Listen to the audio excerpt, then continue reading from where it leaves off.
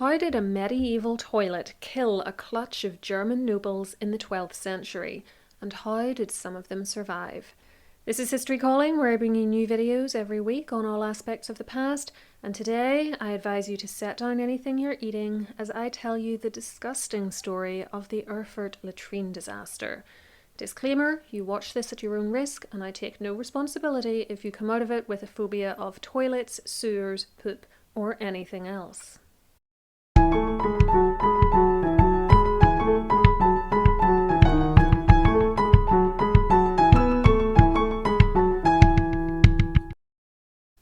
The year is 1184, and the place is what is now modern-day Germany. Frederick I Barbarossa is the Holy Roman Emperor, and his son, Heinrich VI, born in 1165, has been named as the King of Germany. There is a land dispute going on between Landgrave Ludwig III of Thuringia, Landgrave, by the way, is a title in the same way that Duke is, and Archbishop Konrad I of Mainz. Apologies too for any errors in my pronunciation of German names and place names in this video. Young Heinrich decides to try to mediate a resolution between them, and so he goes to the town of Erfurt, which you can see here in a much later image dating to the early 1490s, because I couldn't find one from the 12th century. There, on the 26th of July, he meets with the disgruntled Landgrave and Archbishop, and they are joined by a bevy of other noblemen. This meeting is seemingly held in a local church named the Church of St. Peter, which is shown on this 1730 map. The reason I say supposedly is because different sources give different buildings, but the church seems to be the most popular one. Before we go any further, I need to make sure you understand what a delightful invention known as a latrine is, as it's going to be central to our story. A latrine is a very basic kind of toilet without the benefits of modern plumbing. Essentially, it's a pit in the ground with a toilet seat or seats built over the top of it, and when one comes along to do one's business, said business drops down into the pit below, and then the user gets up, leaves, and gets on with their day. Of course, this generally means there's a festering poo pit under the loos. Some latrines were and are built over moats or lakes, like the ones in this castle, which you can see hanging off the side of its wall, or they might have emptied into a river so that the excrement was carried away. But the people with access to those latrines were the lucky ones. Many just lived over a poo pit, unless the latrines happened to have been constructed away from the main residence. Maybe sometimes it would get cleaned out by some exceptionally unlucky servants, but often it wouldn't. Functioning latrines are generally only seen today in third world countries and occasionally for military purposes, and trust me, if you ever come across one, they'll make you grateful for the existence of chemical portaloos. Furthermore, if you've ever used a portaloo, you'll understand just how bad that must mean latrines are. I've only ever used one once and quickly decided it might almost be better to just poop my pants. Okay, now back to Erfurt. The building in question was the kind that had a pit underneath it, full of the accumulated waste of several years, if not decades. As you can see from this very basic drawing I've put together for you, I'm shocked too that I haven't had a career as an artist, the room that the meeting with all the assembled bigwigs was happening in was unfortunately above the pit. So I assume there was a floor in the middle where the actual toilets were that deposited the excrement into that pit. Now we come to the crux of the story.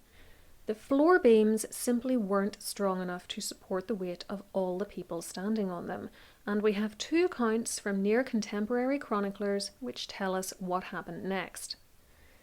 The first is the Chronicle of St. Peter in Erfurt. As far as I can tell from my research, this was written up between 1204 and 1355, so while not contemporary, it's very close in time to the events it describes. It was also written up by monks living in St. Peter's Church in Erfurt, thus the chronicle's name, so I think it's likely reliable on the whole. It recorded that, as he, Heinrich, was sitting in an upper room in Rath, which I assume is a place name, but I don't know, I had to rely on a Google translation of the primary source, trying to bring about peace between them, surrounded by many people, the building suddenly collapsed, and many fell into the pit below. some of whom were saved with difficulty, while others suffocated in the mud, and we all know what the word mud is a pseudonym for here. There died Friedrich, Count of Abinberg; Heinrich, a count from Thuringia; Gozmar, a Hessian count; Frederick, Count of Kerchberg; Burchard of Wartberg, and others of lesser names on July 26th. A miserable death. Next, we have the Chronica Reinhard Brunensis. It's a little bit later, having been written up in circa 1340 to 49, and comes from the Reinhardsbrunn monastery, which was quite close to Erfurt. As with the Chronicle of St. Peter in Erfurt, we could assume that the author or authors had what were then recent sources available to them in order to help them compile the chronicle, so I'm not too worried about the fact that it was written up over 50 years later. Its author saw the hand of God in what had happened, writing that, "Suddenly, by divine judgment, the beams of the house in which they had met were broken down and rolled into a very filthy place in the sewer, from which, by the grace of God, most of them were rescued alive, but 5 counts, Heinrich de Swartzberg, a quick-witted incendiary, Frederick de Abinberg, Frederick de Kerchberg, Gozmar de Ziegenhain, Burchard de Wartberg, together with a certain Beringer of Meldingen, perished miserably, suffocated on the scene." That's what the chroniclers say, but if you Google this story, you'll come across some extra gruesome details. Before I reveal what they are and how likely it is that they're true, if you're enjoying this content, please give the video a thumbs up and subscribe to the channel with the notification bell switched on so that you get a little ding every time I upload. You can also join me on Patreon to get bonus material, including early access to ad-free videos, mini podcasts and blog posts, plus my back catalogue of bonus items. This week, my upper level patrons are getting to hear a funny story from my youth about a burst septic tank, for instance. Not very historical, I'll admit, but it syncs up very nicely with the theme of this week's video. Finally, I have an Amazon storefront where I've gathered together recommendations for history-themed books, TV shows, movies, and other items. Both are linked in the description box below for you, as is my Instagram account. Thank you too to those of you who donate to the channel using the thanks button underneath videos, as your generosity is always much appreciated. Okay, so what are these extra stories about the Erfurt latrine disaster that you might come across? Well, among them is the tale that north of 60 people died, even though neither chronicler gives any such number and only about 6 people are actually named. You might also read that King Heinrich and others survived because they were in the corners of the room, which would have been made out of stone, and were able to cling on to windows and the like. So where do these stories come from? Well, after a bit of digging, I discovered the answer. They are lifted from a 17th century book called Historische Chronik über Beschreibung, and written by a man named Johann Ludwig Gottfried. He said, and I'm going to paraphrase this for reasons which will become apparent in a minute, that the group met in St. Peter's, which he claims was very old even by that point, and the room they were in was over the top of the monks' common room. The beams couldn't bear the load of so many people, the source seems to say that there were over 100 of them, and so the beams broke, tipping nearly everyone in the hall into the latrine pit. A couple were able to cling on to iron grills on the windows though, and were rescued from there. 6 counts were killed, either from the effects of the fall or because of the filth into which they fell, and one had been known to say before that day, somewhat prophetically, that if he ever failed at something, may he die in poop. Now there are multiple problems with this source. First, it's not primary. Gottfried was only born in 1584, 400 years after the Erfurt latrine disaster, so this is very much a secondary source. People get confused sometimes and think that just because something's old that makes it primary, but generally speaking, it's only primary if it's contemporary or maybe written later in a letter or a memoir, etc. by someone who witnessed the events in question. Of the 2 chronicles I gave you, the Chronicle of St. Peter was begun when 1184 was still in living memory, so I think we could peg it as primary. The Chronica Reinhardtbrunensis, however, is most properly referred to as a secondary source, as I think it's unlikely it was written up by anyone who remembered the Erfurt latrine disaster. Back to Gottfried, though. The second issue I have with him, and this screenshot demonstrates my point, is that the only copy of the source I could get was in early modern German, which I don't speak or read, and which was presented in what is to me a nightmarish kind of Gothic script, which meant that I struggled to even read the individual letters so that I could copy it into Google Translate.